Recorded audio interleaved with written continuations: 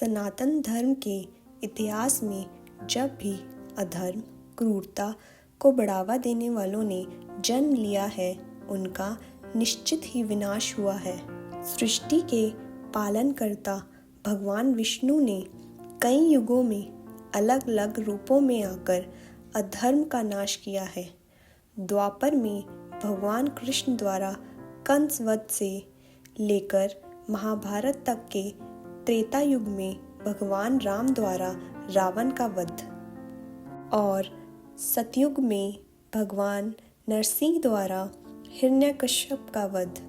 इनके अतिरिक्त भगवान विष्णु ने और भी अनेक अवतार लिए हैं और पापियों का विनाश किया है। आज की कहानी में हम बात करेंगे कि हिरण्यकश्यप का विनाश करने वाले नरसिंह भगवान का क्या हुआ। सतयुग में एक अत्यंत निर्दयी असुर हिरण्यकश्यप था, जो दैत्यों का राजा था। कठिन तपस्या से उसने ब्रह्मा जी से वरदान प्राप्त किया था कि न तो उसे मनुष्य मार सकता है और न ही पशु, न तो उसे दिन में मारा जा सकता है न ही रात में, न घर के अंदर न ही बाहर, और न ही किसी अस्त्र से या शस्त्र से उसका वध किया जा सकता है। ऐसा वरदान करके उसे ये अहम हो गया था कि संसार में वो सबसे अधिक शक्तिशाली है और कोई भी उसका वध नहीं कर सकता।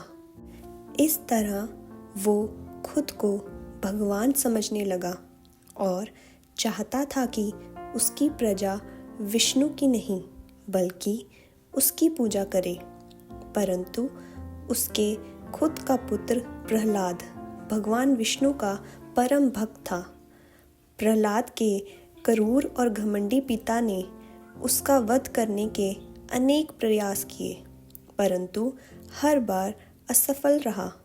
अंत में हिरण्यकश्यप ने अपनी बहन होलिका, जिसे अग्नि से न जलने का वरदान प्राप्त था, उससे कहा कि प्रहलाद को अपनी गोदी में लेकर अग्नि में बैठ जाए।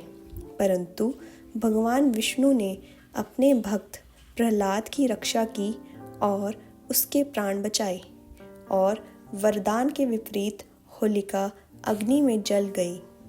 इसके बाद जब हिरण्यकश्यप खुद प्रहलाद को परेशान करने लगा, तब एक खंबे से प्रकट होकर नरसिंह रूप में भगवान विष्णु ने संध्या के समय घर की चौखट पर और अपनी गोद में उठाकर हिरण्यकश्यप की छाती को अपने नखों से चीरकर उसका वध किया।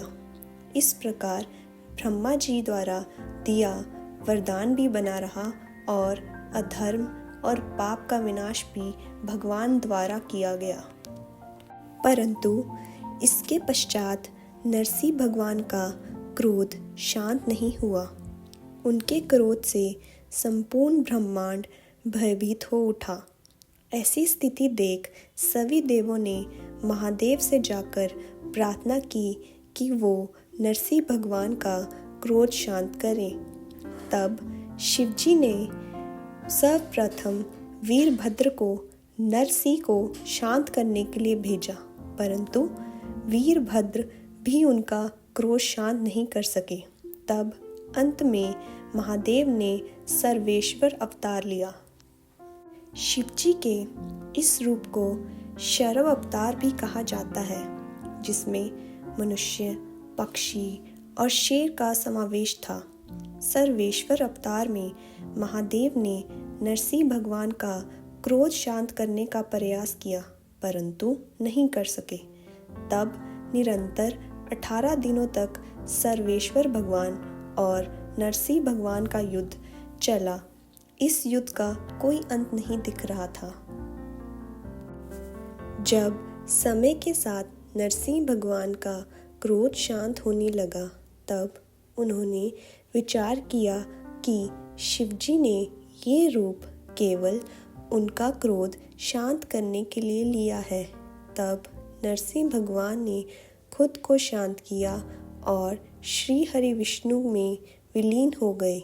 वहीं कुछ कथाओं के अनुसार शिवजी के शरव अवतार का रूप बहुत भयंकर था।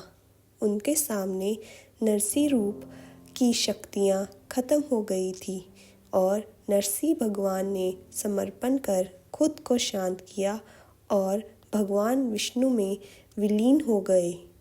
इस तरह भगवान नरसिंह का क्रोध शांत हुआ और शिवजी के शरव अवतार द्वारा संपूर्ण सृष्टि को नरसिंह भगवान के क्रोध से बचाया गया।